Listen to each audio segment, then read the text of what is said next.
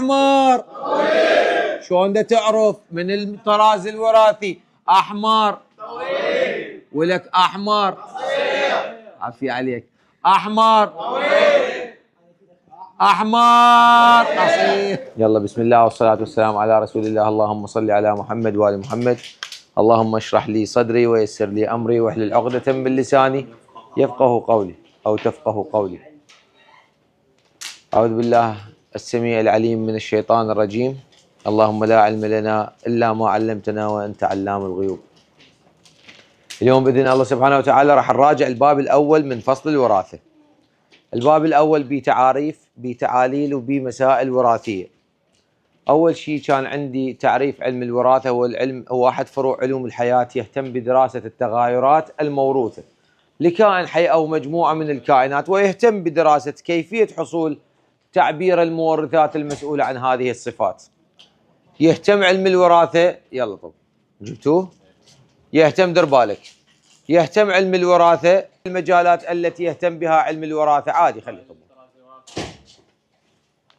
يهتم علم الوراثة بكيفية انتقال الصفات من الآباء إلى الأبناء أو من جيل لآخر، وما هو التركيب الكيميائي أو الجزيئي للمادة الوراثية DNA والتغيرات التي تطرأ عليها، بالإضافة إلى ما هو وكيفية حصول التعبير الجيني وإظهار الصفات المظهرية والوراثية. بعدين رحنا للوراثة المندلية وقلنا العالم مندل هو عالم نمساوي ولد في العام 1822. وين بيا دولة؟ بالنمسا. هو عالم نمساوي. وين ولد؟ وين ولد؟ انولد بالنمسا في العام 1822. طبعا من أب وأم فقراء، راح للكنيسة يتعلم، صار راهب، وصفن على نبات البازاليا لمدة 8 سنوات. وبعدين قدم أبحاث سجاد إلى مجلة التاريخ الطبيعي في العام 1865، ولكن ظلت نتائج مندل طي الكتمان لمدة 34 سنة لحد ما اجوا 3 علماء. العالم الأول الهولندي دي فريز، العالم الثاني كورنز الألماني كورنز، والنمساوي شيرماك. لذا علل ما يأتي. أول سؤال لازم نراجعه ونعرفه: ما هو سبب نجاح مندل على الرغم من فشل الباحثين قبله؟ أولا سبب نجاح مندل، أولا ثانيا ثالثا، كان عنده 3 أمور نجح بيها مندل على الرغم من فشل الباحثين قبله. أولا اختار نموذج رائع في التصميم، اختيار نموذج رائع في التصميم والتحليل لتجاربه. أستاذ إلمن اختار هذا النموذج؟ من هو؟ قال اختار نبات البازاليا. اختار نبات البازاليا. قلت له عود ليش نبات البازاليا؟ على راسه ريشه نجح يعني، خوب اخذ الانسان واشتغل عليه. قال ها، مو نبات البازاليا بيه 3 شغلات. نبات البازاليا بيه 3 شغلات. الشغله الاولى يتسم بتغايره الوراثي، لو احمر لو ابيض، لو طويل لو قصير. تغاير وراثي حيدوري، اكو تغاير وراثي. بينما بالانسان لون البشره بيضة سمراء حنطاوي ابيض فاتح احمر غامق، يعني شايف هواي الوان، بس هذا لو ابيض لو اسود. اذن اولا نبات البازاليا يتسم الوراثي، قدرته على النمو بسهوله، على النمو بسهوله. شويه ترابات شويه ميات، انتظره شويه، طق 13 يوم وطق نبات البازاليا طلع مئات البذرات او الشتلات. 3 وقابليته على التهجين، على التلقيح او التهجين شنو؟ الصناعي. بسهوله اسوي تلقيح ذاتي وخلطي في نبات البازاليا. بعد استاذ مندل من اسباب نجاحه بانه حدد فحوصاته على زوج واحد من الصفات، زوج واحد او عدد قليل منها. ما اجى خبطهن كلهن وقال خلي اضربهن خلاط وش يطلع، لا، اشتغل صفه صفه. صح طولت الفتره، ولكن بس بعدين راسه بارد، باله صافي. ومن خلص السجلات او النتائج مالته حفظ سجلات مضبوطه والرجوع اليها في التحليل الاحصائي. اذن اختياره لزوج من الصفات أو عدد قليل منها. 3 شنو تسوى؟ حفظ سجلات مضبوطة، حفظ سجلات مضبوطة، ويرجع لها شو وقت؟ في حالة التحليل الإحصائي. إذن هاي الأسباب خلت مندل ينجح، وخلت نبات البازاليا يختار مندل. فشنو هي الأسباب اللي خلت مندل يختار نبات البازاليا بابا؟ قال نبات البازاليا يتسم بتغايره وقدرته على النمو وقابليته على التهجين أو التلقيح بصورة اصطناعية. حلو. اليوم أني كمحمد العنزي أو كحيدر أو كحسين أو كجاسم أو عبيد يريد يشتغل على تجربة وراثية، هل من الممكن أي كائن حي أجيبه وأطلع قبل؟ لا، لازم أكو اعتبارات وقياسات ومعايير لاختيار الكائن في التجربة الوراثية. فمثلا قدرته على النمو بسهولة، إنتاجه أعداد كبيرة من النسل، قصر دورة حياته، وإمكانية حصول التلقيح والتزاوجات، وعدم أو إمكانية حصول التغايرات والطفرات الوراثية نتيجة للتعرض إلى الظروف البيئية غير المناسبة كالإشعاع والمواد الكيميائية، وإمكانية إنتاجه تراكيب جديدة عند عملية التزاوج أو التكاثر الجنسي كالاقتران والتوصيل بواسطة الفيروسات. لذا ما هي الاعتبارات بابا؟ هاي مهمة. ما هي الاعتبارات في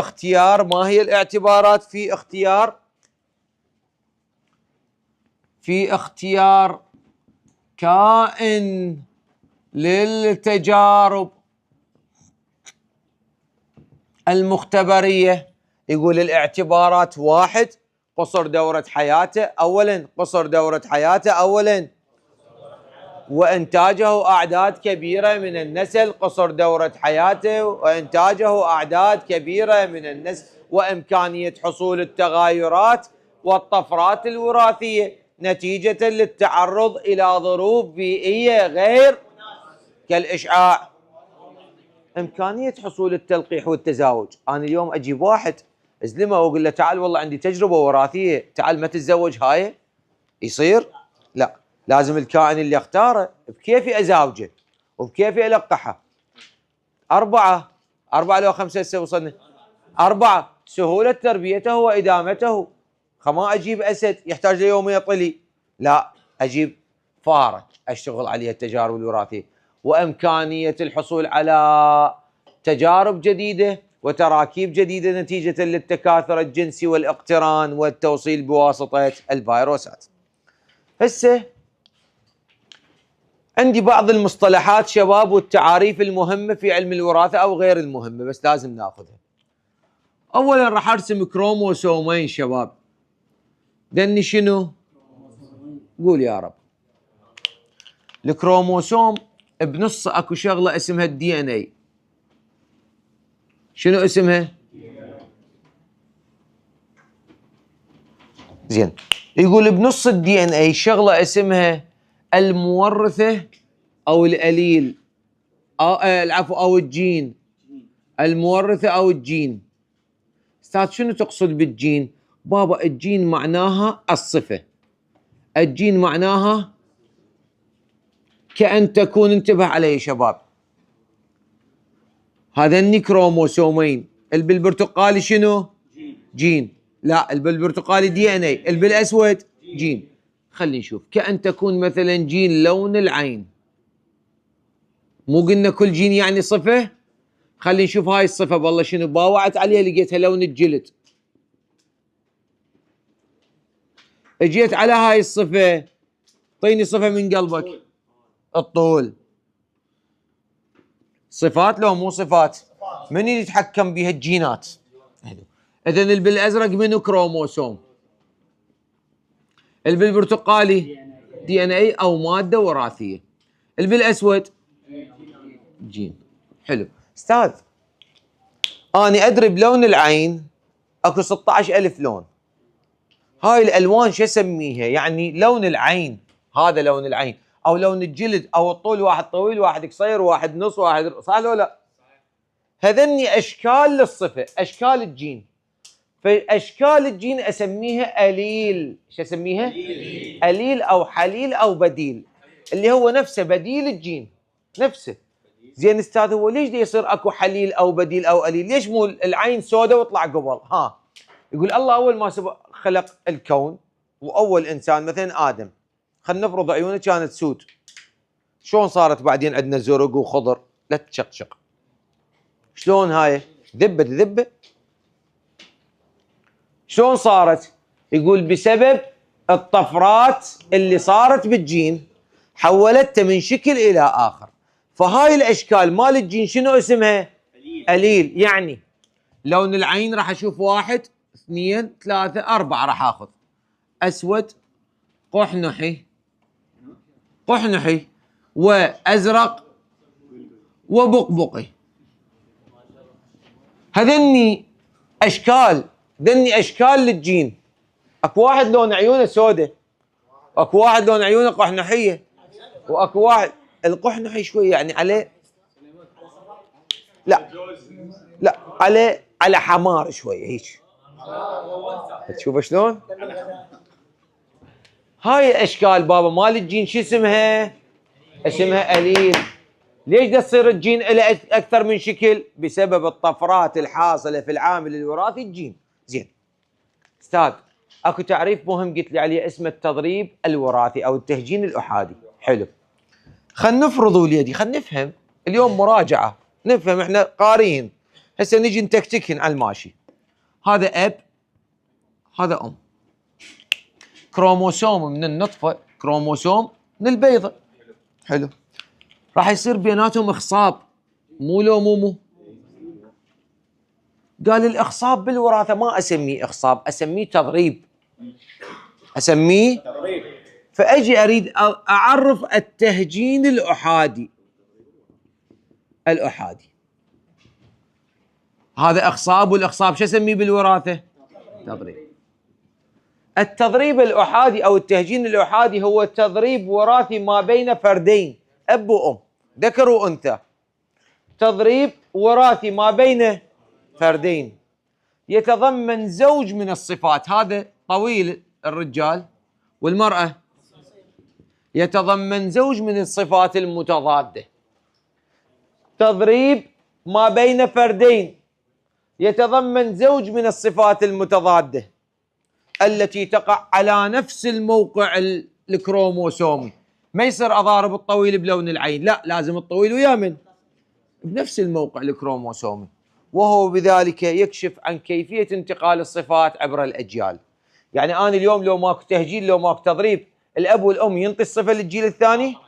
إذن أنا بالتهجين الأحادي فائدته يكشف عن كيفية انتقال الصفات عبر الأجيال من جيل لآخر، من الآباء إلى الأبناء. بعد استاذ عندي تعريف اسمه التعبير الوراثي.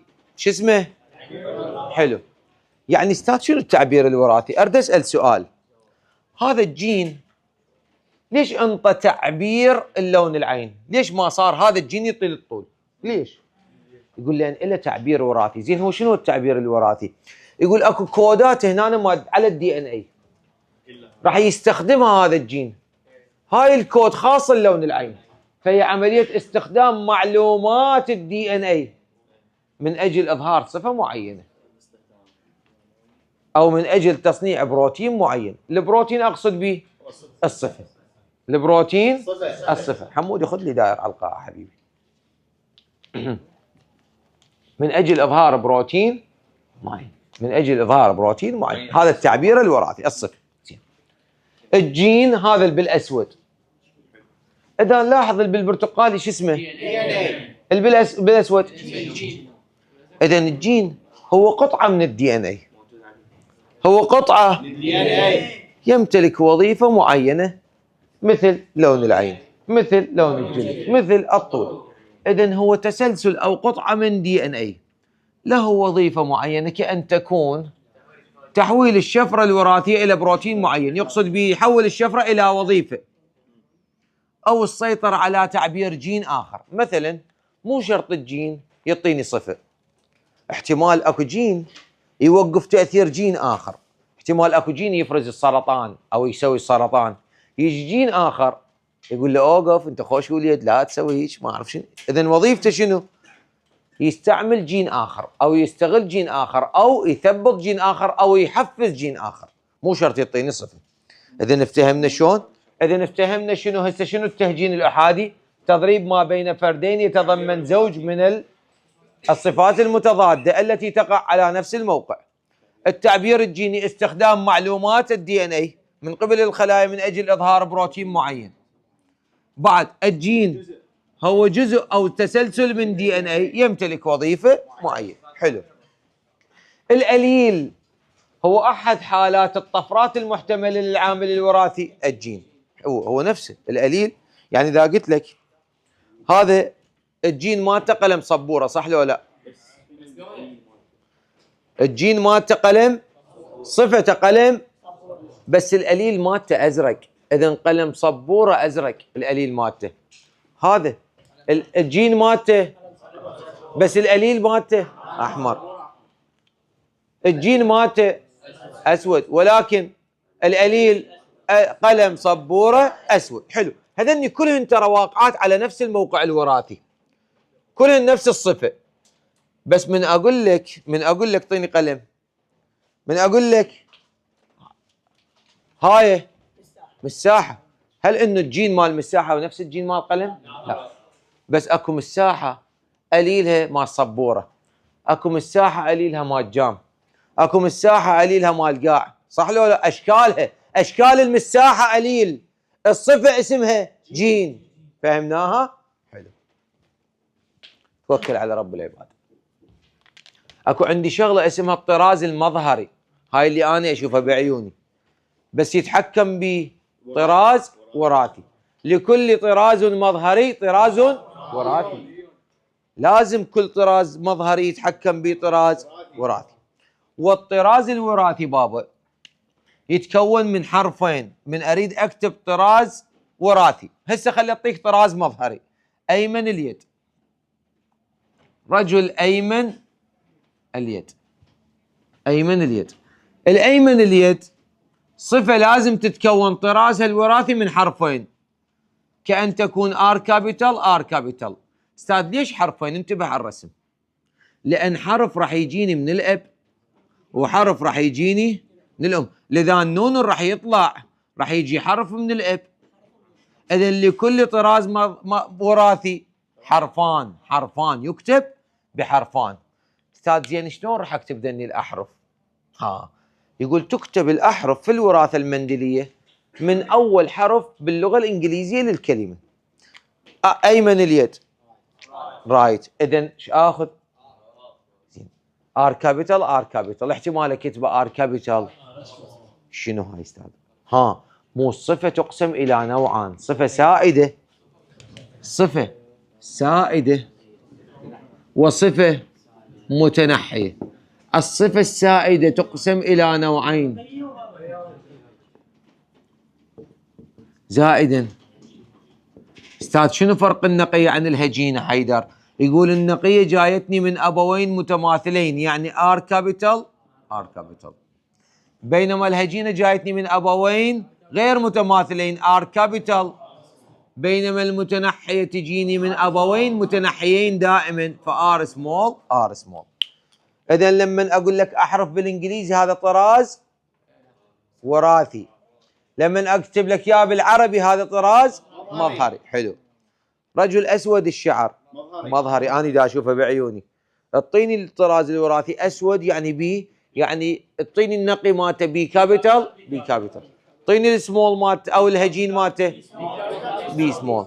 اعطيني الابيض مالته بي سمول بي سمول، لان صفه متنحيه. شلون اميز الصفه المتنحيه عن السائده؟ احنا هسه بالقاعه خلينا نفرض 100 150 طالب، 20 من عندنا يسراوي و140 مثلا يمناوي. اذا من السائد ومن المتنحي؟ حلو. اذا الصفه السائده هي التي تسود ضمن فئه معينه، بينما الصفه المتنحيه هي التي تختفي وتتنحى وتخاف ان تظهر امام الصفه السائده. نقول يا رب. نبدي بالمسائل الوراثيه. نبدي بالمسائل الوراثية. هذه الكلاميات كانت مقبلات ناخذها هيك نتمضمض بيها. هاي المسائل الوراثية. شلون أحل المسألة الوراثية؟ أساسيات بابا. أنت المفروض أنت تعرف بس ما يخالف أعيد لك إياها تؤمر. انتبه علي يا وليدي. أولا أساسيات حل المسألة الوراثية. قبل ما أبدي بالحكي أولا تقرأ السؤال بتمعن شديد. أستاذ والله تمعنت به. ها تمعنت؟ إيه. ثانيا تحدد نوع الصفة. هل هي سائدة أو هي متنحية؟ هاي شلون نحددهن أستاذ؟ تحددهن وليدي اما واحد واما اثنين. اما تعطى بالسؤال او من خلال الجدول اللي احنا حفظناه انا وياك. زين استاذ قول انا عرفت يا هي السائده ويا هي المتنحيه. هسه ترجع تكمل تحدد نوع الصفه السائده. تحدد نوع الصفه السائده هل هي نقيه او هجينه. استاذ هاي شلون بالله؟ ها يقول من خلال ملاحظات العنزي الذهبيه. هاي وين نلقاها استاذ؟ تلقاها اكيد بس بالملزمه مالتي، ما راح تلقاها بغير مكان. اللي اخذهم مندل من لا ذيك فرضيات مندل، هي فرضيات العنزي سماها فرضيات مندل. هو وربه ينجاز يا رب. سلمتك سلمت بيد رب كريم بعد، هو يمه بعد، هو يعرف بعد. اولا يعود هو مسوي نفسه، يعود يضحك على العالم، مسوي نفسه راهب ومتدين، يخمط مال العالم ويسوي نفسه راهب. اسمع يقول انا شلون اعرف هاي السائده نقيه لو السائده هجينه؟ يقول اذا لقيت بالسؤال، اذا لقيت بالسؤال كلمه جميع كل 100%، اذن السائد اللي تدور عليه هذا سائد نقي.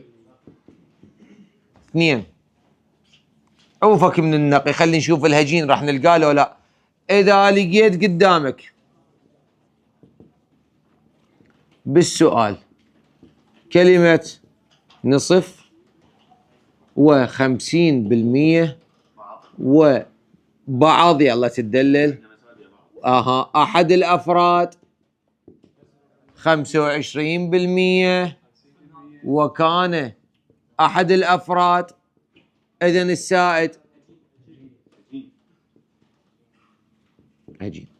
ثلاثة راح تلقى عبارة كان ابوه او كانت امه، فنعمل مطابقة. ايش نعمل؟ مطابقة. ايش راح نسوي؟ مطابقة، مقارنة ما بين الرجل وابوه حيدر. يعني تزوج رجل ايمن اليد، كان ابوه ايمن، اذن يشبه ابوه لو ما يشبه؟ اذن السائد نقي. فاذا كانت هنالك مطابقة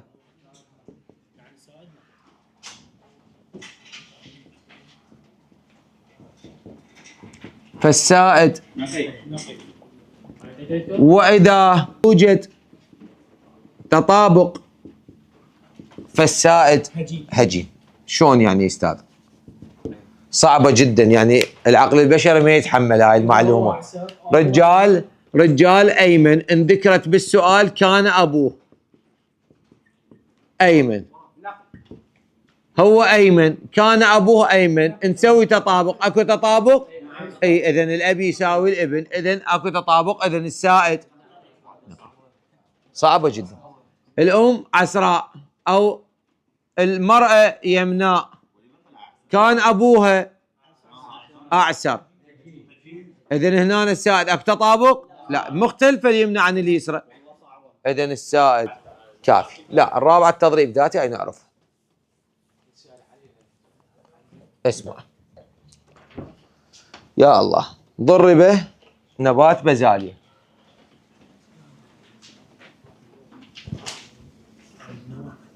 ضرب نبات بازاليا طويل الساق بآخر قصير، فكان جميع الأفراد الناتجة شبيها طويلة. جد الطرز، لا هسه أنا أحله، الطرز الوراثية والمظهرية للأفراد والأبناء. حلو، حيدوري. بما أنه ظهرت، أول شيء أقرأ السؤال بتمعن شديد، نطبق هاي، نحدد قرأت تمعنت، بعد تمعن لي أكثر. هاي يلا حدد لي الصفة السائدة من المتنحية. لا تحشي حيدر حيدر حيدر حيدر، يلا حيدر عافية. وهنا حلو، شلون راح نعرف هذا السائد هل هو نقي لو سائد هجين؟ جميع، من ذكرنا كلمة جميع إذن السائد ايش بيه؟ نقي. وأني أعرف بالنقي أنطي حرفين كابيتال لتر. زين، شلون أحل؟ أولا ترميز أو فرضية، 2 استنتاج، 3 طراز وراثي، 4 تضريب. يلا استاذ شلون اسوي الترميز؟ نرمز لعامل، نرمز لعامل. العامل يعني حرف واحد، القليل اللي راح يجيني من الاب، فارمز للقليل السائد وارمز للقليل المتنحي. نرمز لعامل صفة طويل الساق بالرمز تي كابيتال، ونرمز لعامل صفة قصير الساق بالرمز تي سمول. حلو استاذ، اخذ يعني قصدك اخذ اول حرف من اللغة الانجليزية؟ استاذ واذا نسيت اقول لك براحتك، بالوراثة المندلية انت مخير بانه اي حرف تطلعه من قلبك، بس السائد تعطيه كابيتال لتر، المتنحي سمول لتر. الاستنتاج 2 اسمع، شيء ثوابت. الثابت شنو الثابت؟ اسمع، الكليشة ثابتة بما أنه ظهر. حلو، تخلي فراغ، هذا الفراغ وهمي أنت براسك، إذن حتما سبب ونتيجة بابا. بما أنه ظهر، إيش ظهر؟ الورد ظهر منين أجيبها؟ يقول ظهر جميع الأفراد الناتجة شبيها. إذن أنا راح أبوك هاي المعلومة واستنتج من عندها شغلة، بما أنه ظهر جميع الأفراد شبيها طويلة، إذن حتما أن صفة الطول سائدة، إذن حتما أن صفة الطويل نقية، سائدة نقية. حلو، طراز وراثي، أنا استنتجت بأنه الطويل السائد نقي، إذن طراز وراثي بما أنه نقي إذن يكتب بحرفين كبيرين، والمتنحي يكتب بحرفين صغيرين. فالطراز الوراثي نبات بازاليا طويل نقي تي كابيتال، ونبات بازاليا قصير تي سمول تي سمول. استاذ ليش ما كتبت يم القصير نقي لو هجين؟ لا بابا، المتنحي ما بيه هجين، المتنحي نقي دائما. حلو استاذ، هنا هسه يمكن هاي الشغله راح تدوخني مال التشريب، مال التضريب العفو، بما انه دين الليل وجوعانين. هسه علامه الزلمه،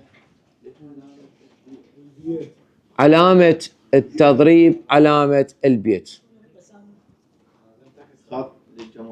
خطين للجمالي. شلون؟ النبات ما بي ذكر وانثى، انت لازم تكتب، بس هذا اساس سؤال، يعني اساس بالحل لازم تكتب الذكر والانثى، بس هو النبات ما بي ذكر وانثى. اوكي زين، خط الانقسام الاختزالي، واكتب بي جي اف 1. البي دلاله على الاباء، والجي دلاله على الانقسام الاختزالي وتكوين الامشاج، الاف دلالة على أنه الأولاد. أستاذ قانون ثابت واليدي، بما أنه احنا دا نراجع ودا نطيك، خاف اللي دا يشوف المحاضرة أول مرة وما جاي ويانا. فوق خط الكسر أخلي الطراز المظهري، فوق خط الكسر الطراز، بالمقام أخلي الطراز الوراثي. الزلمة شو استنتجته؟ بزالية طويل نقي. المرة قصيرة متنحية. الطويل النقي شطيته طراز وراثي، القصيرة حلو. هسه نطلع الأمشاج. بابا اسمع اسمع اسمع للي يشوفني أول مرة، إذا كانت الأحرف مشابهة آخذ من عندها واحد وأخليه بمشيج، دلالة على أنه نفس الاحتمالية. واحد آخذ من عندها، أو مشابهات آخذ من عندها واحد وأسوي عملية التضريب. شلون أضارب هذا ويا هذا؟ دلالة على أنه هذا المشيج جايني من الأب وهذا المشيج جايني، إذا تي كابيتال تي سمول. أجي أعطيه النسبة، أقول له ترى 100% طويل هجين هجين. حلو، إذن خلصت عندي. زين، أقدر أقلب السؤال وأقول لك بمكان الجميع تصير نصف. أي ثواني. نصف الأفراد الناتجة طويلة ونصف قصيرة. جد الطرزة. الملاحظة رقم 2. إذن هنا السائد إيش راح يصير؟ أجين، لأن انذكرت كلمة نصف الأفراد الناتجة طويلة والنصف الآخر قصيرة. حلو. تزوج رجل أسود العين، كانت أمه زرقاء العين، من امرأة سوداء العين أيضا، كان أبوها أسود العين. جد الطرز الوراثية والمظهرية للأبناء والآباء. حلو، يلا حيدر.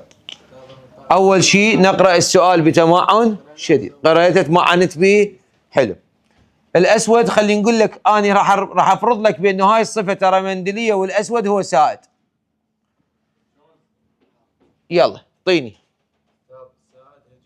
شلون عرفت؟ الأم زرقاء وهو إذن السائد هجين. زين، خلينا نشوف المرة. هي سوداء، أبوها كان. ليش؟ لأن أكو تطابق، هي سود العين وأبوها أسود، إذن سائد نقي سائد نقي سائد نقي. حلو. وتحل طبعا هنا راح يكون R كابيتال مثلا R سمول، بينما هنا ايش راح يكون R كابيتال R كابيتال. وتحل السؤال طبيعي، تستنتج بما طبعا بما انه هاي يسوي استنتاجين مو واحد، مرة للذكر، بما انه كان ابو الذكر او الرجل هو ازرق العين والرجل اسود، اذن حتما بانه صفة السوداء العين سائدة هجينة. ترجع مرة ثانية تنزل جوا، وبما انه كان ابو الامرأة اسود العين وهي سوداء العين، اذن صفة الاسود هي سائد نقي سائد نقي. وتحل السؤال تكمل. حلو. لا، حل واحد ما له علاقة، هو راح يتزوج هذا بهذا. زين، فديوم من الايام وليدي سألوا مندل، حجي السلام عليكم. عليكم السلام، تفضل. قال له اذا اعطيتك صفة معينة تقدر تشيك لي موقعها على كروموسوم جسمي لو جنسي؟ قال له سهل، اسوي تهجين عكسي، فهو تضريب بين فردين يتضمن الفرد الاول يحمل الصفة السائدة والفرد الثاني يحمل الصفة، وبالعكس. يعني مرة الزلمة سائد والمرة وبالعكس. إذا كانت النتيجة واحدة إذن الصفة تقع على كروموسوم جسمي. أنتم ما عندكم جنسي نهائيا، كل الصفات تقع على كروموسومات جسمي. قالوا له عاشت ايدك، قالوا له عاشت ايدك.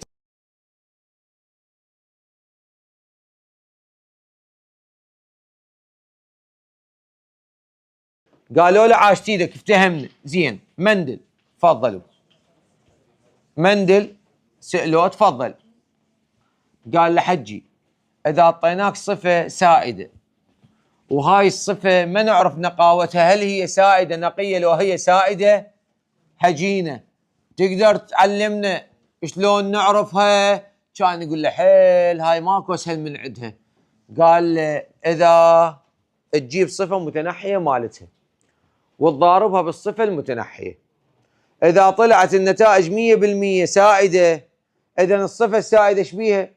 نقية. إذا ضاربها ويا المتنحي وطلع 50 ب50، إذن السائدة هجينة. سهل حلو. قال له والله التلوتي مال وراثة. شنو أنت ما تقول لي واحد وراثة أنت المندل؟ قال لهم لا، بس اكو واحد بالعراق يسبقني شوية بالوراثة.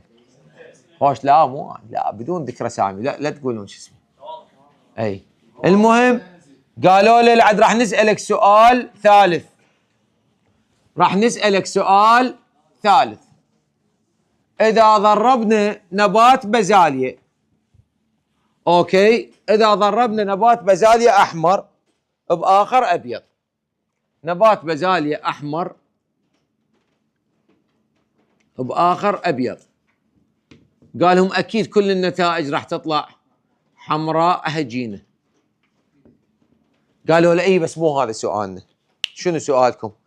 تقدر أستاذ مندل ترجع تضارب الأحمر ويا أحد الأبوين؟ قال له إيه بعيني أقدر. قال له شلون؟ كان يقول له من خلال التضريب الرجعي، أرجع الصفة هاي إذا كانت هجينة أقدر أضاربه مع أحد الأبوين أو كلاهما أو فرد يماثل أحدهما بيا عملية تضريب. إذن هنالك 3 أنواع من التضريبات عند مندل نسمين حالات التهجين الأحادي. أولا العكسي، احفظ لي بابا تعريفه شلون؟ من خلال حفظك لأهميته، فتكمن أهميته في معرفة موقع صفة هل هي جسمية أو جنسية. من تلقى هيك بالسؤال كروموسوم جسمي أو جنسي، إذن لازم تسوي تضريب. شلون أسوي؟ شلون أسوي؟ تسوي بابا تضريبين. الأول الأب سائد نقي والأم متنحي، بعدين تسوي الثاني بالعكس، الأب سائد والأم الأب متنحي. مو احنا عراقيين ما نعرف نسوي الأب متنحي، دائما الأب. تسوي الثاني بالعكس، الأب متنحي والأم سائد. إذا كانت نفس النتائج فالصفة جسمية، صفة جسمية. زين. أما التضريب الثاني فهو التضريب الاختباري. شو اسمه؟ يستخدم لمعرفة نقاوة صفة، هل هي سائدة، هل هي نقية أو هجينة. شلون أسوي هنا تضريبين؟ شلون أستاذ؟ أسوي تضريبين. الأول أضارب سائد نقي بمتنحي، أكيد راح تطلع النتيجة شنو؟ 100%. الثاني سائد هجين في متنحي، ايش راح تطلع؟ أكيد راح تطلع 50%. يعني أستاذ المتنحي يعطيني إياه بالسؤال؟ لا، هو راح يعطيك بس السائد. من قال لك اختباريا إذن السائد أقول له إيه أوكي، أو انتظرني بجيبي السائد ترى موجود. أوكي فهمناها؟ الرجعي انتبه لي عليه، أهم شيء الرجعي. هسه راح أخبط لك مثال ما بين رجعي وما بين اختباري. الرجعي يجري ما بين فرد هجين، إذن أول شرط لازم الفرد ايش بيه؟ يعني تي كابيتال تي سمول. أوكي، تي كابيتال يصير؟ لا، لازم شنو؟ تي سمول يصير؟ لا، لازم الفرد هجين. حلو. إذن يجري ما بين فرد هجين من الجيل الأول مع فرد أو مع أحد الآباء أو فرد يماثل أحد الآباء، أو مع أحد الآباء. حلو، يلا تعال خلينا ناخذ هذا المثال اللي يخبل واليلوك الوجه هذا. انتبه عليه بالرجعي، شغلة مهمة جدا. إذا حيوان فراح يعطيك الناتج ذكر لو أنثى. ليش؟ لأن من راح ترجع الضاربة إذا هو ذكر ما تقدر تضاربه ويا أبوه، فهو راح يقول لك فولد ذكر فلان شي، سوي له تضريب رجعي، فأنت وياه من الضاربة ويا الأنثى. زين، أعطاك نبات، النبات ما بيه ذكر وأنثى، صح لو لا؟ ترجع الضاربة ويا الاثنين، ويا الأب مرة تعتبره كذكر كأنثى، والضاربة ويا الأم مرة وتعتبره كذكر. أوكي، هسه راح آخذ على الحيوانات. خنزير غيني، غيني أسود الشعر، ضرب اختباريا. شلون نوع التضريب؟ اختباري. فظهر، أصعب عليك شوية السؤال. فظهر نصف الناتج أسود والنصف الآخر أبيض، ولو طبعا نصف الناتج ثواني بس، لا مو فكرة بالسؤال. فظهر نصف الناتج ذكور سوداء، والنصف الآخر والنصف الآخر إناث بيضاء. ولو أجري تضريب أو تهجين رجعي مع أحد الأبوين، جد الطرز الوراثية والمظهرية. كافي حيدر، تعب اليوم خطير. هسه هو سهل صح لو لا؟ سهل لو مو سهل؟ هسه نجي. أولا ترميز نعرفها، نرمز لعامل أسود الشعر بالرمز بي كابيتال، وللأبيض بي سمول. حلو، هسه نجي. بما أنه ظهر نصف الأفراد سوداء، ذكور سوداء، والنصف إناث بيضاء، إذن حتما أن صفة السائد أو الأسود. حلو. أستاذ سؤال، هو ذاكر لي الأب بس ما ذاكر لي وياه من تزوج، شلون عرفت؟ والله هاي ما حافظ المعادلات، انت طالب ما ماخذ ملزمتي وما تعرف هاي، شلون راح تعرف؟ يقول لما تنذكر كلمة اختباري والما ياخذ ملزمتي بعد ذنب على جنب، شو اسوي له انا؟ سجاد صح لو لا؟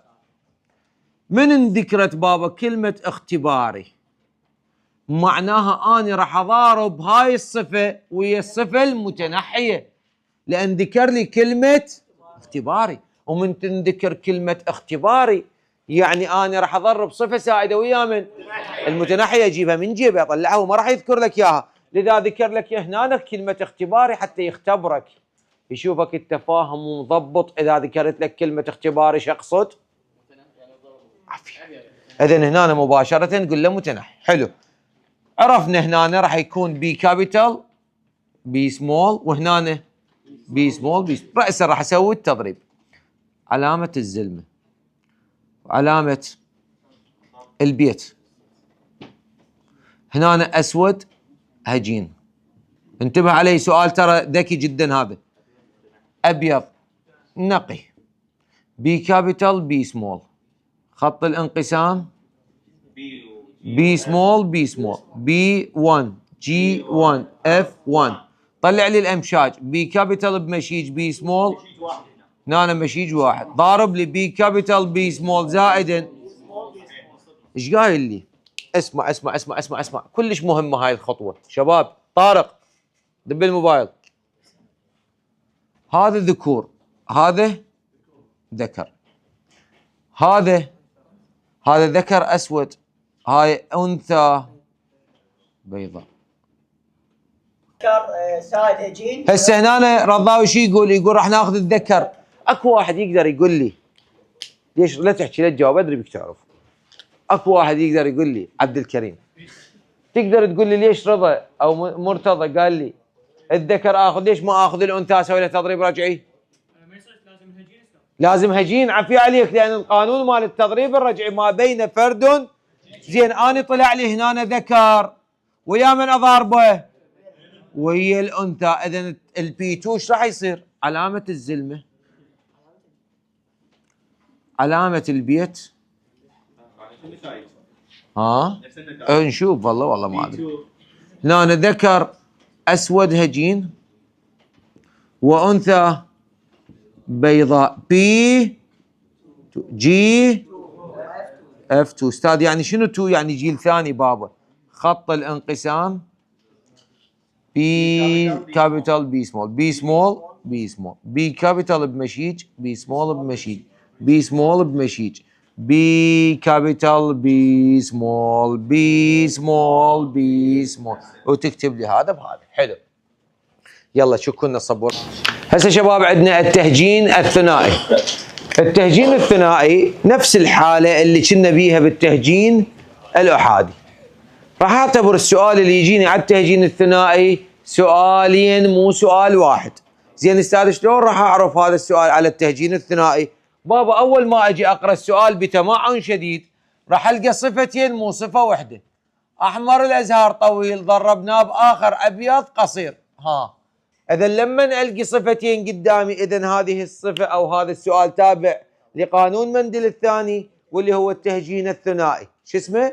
تهجين الثنائي. ليش؟ لان صفتين بي. حلو شلون احله؟ انتبه علي. حددت الصفة السائدة هاي سائدة وهاي سائدة ضاربناه بمتنحي بمتنحي. حلو ارمز هذا ارمز للسائد وللمتنحي ارمز وللطويل ارمز وللقصير ارمز. اذا راح يصير عندي 4 ترميزات.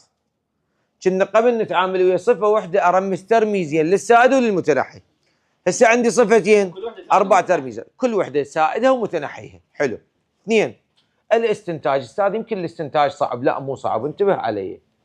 من اريد استنتج عندي سؤال ابو صفتين اضم الصفة الثانية واشتغل على الاولى اعتبرها سؤال بوحده. ضرب نبات باخر فكانت جميع النباتات. اذا السائد ايش راح يكون؟ سائد نقي. انا مرمز لار فراح يكون ار كابيتال ار كابيتال. اضمه كملته اضمه كملته. هسه اجي على الثاني اعتبره سؤال جديد. ضرب نبات طويل الساق باخر فظهرت جميع النباتات. اذا السائد انا مرمزه تي اذا تي كابيتال. هذا اوريدي هو اصلا متنحي ار سمول تي سمول. اجي اسوي التضريب طبيعي جدا. انا استنتجت رمزت طرزت ما راح اكتبن لان نعرفن صارت قديمات.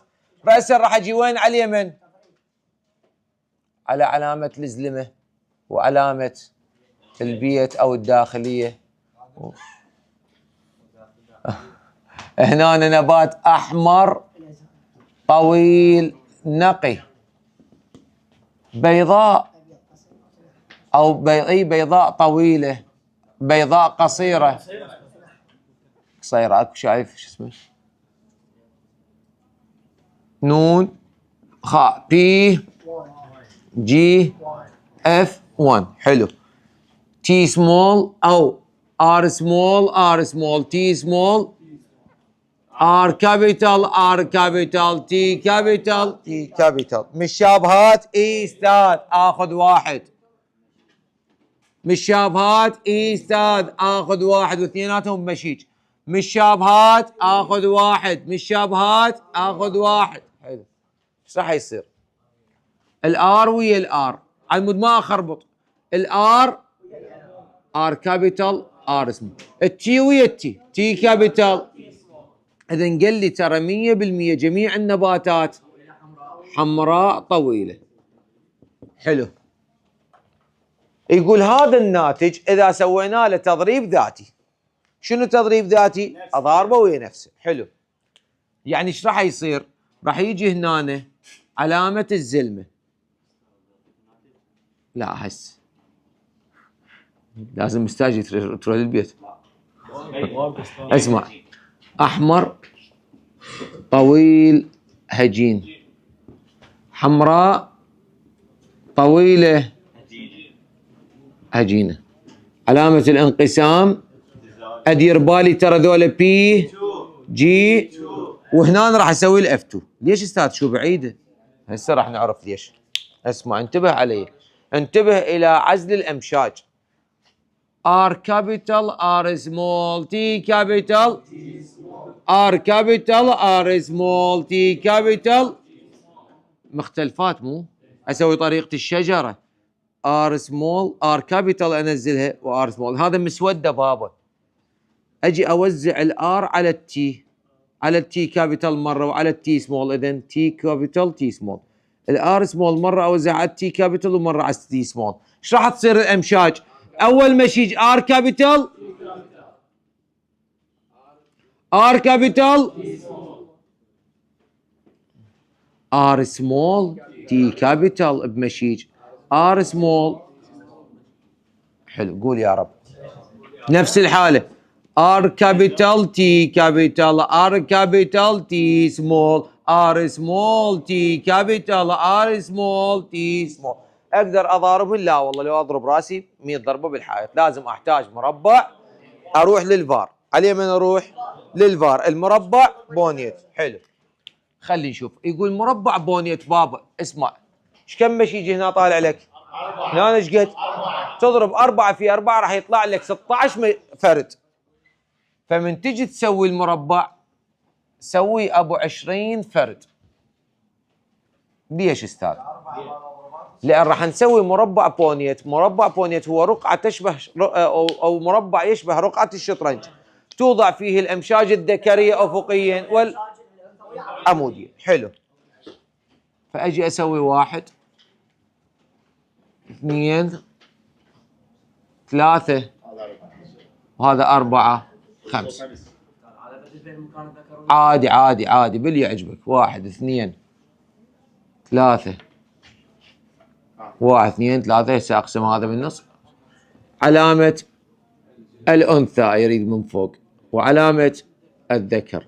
زين، R capital T capital R capital T small R small T capital R small T R capital T capital R capital T small R small T capital R small T small.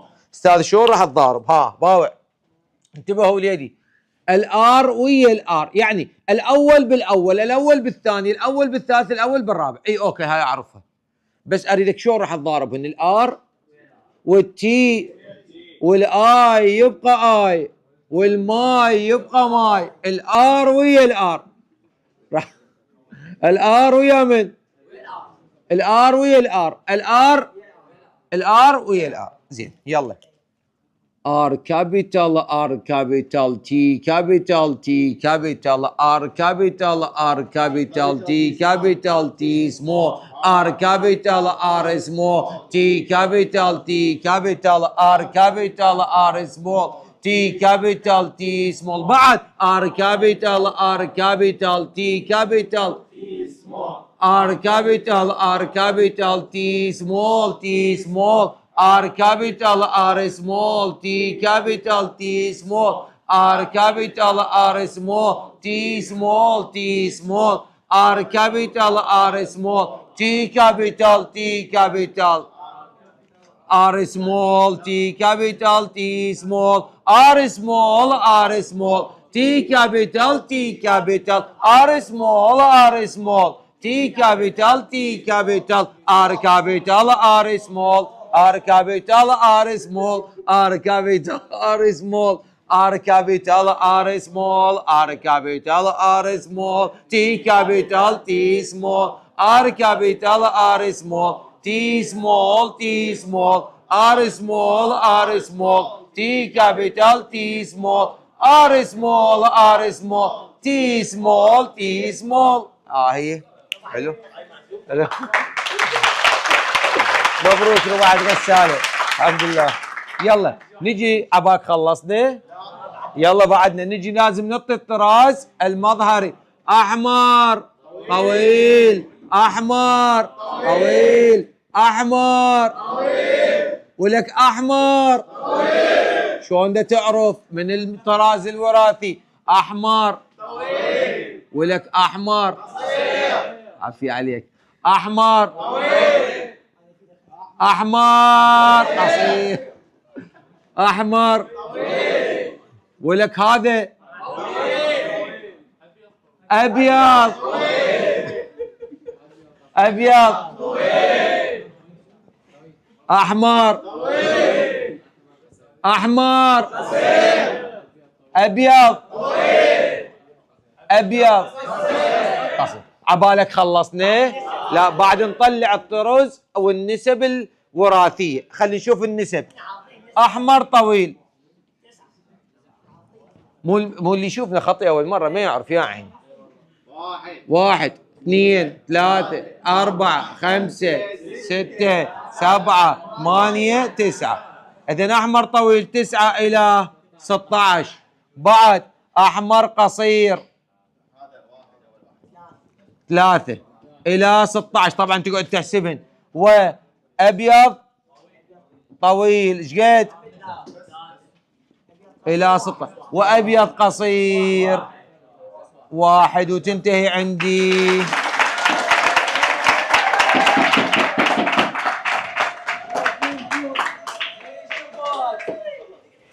خلاص.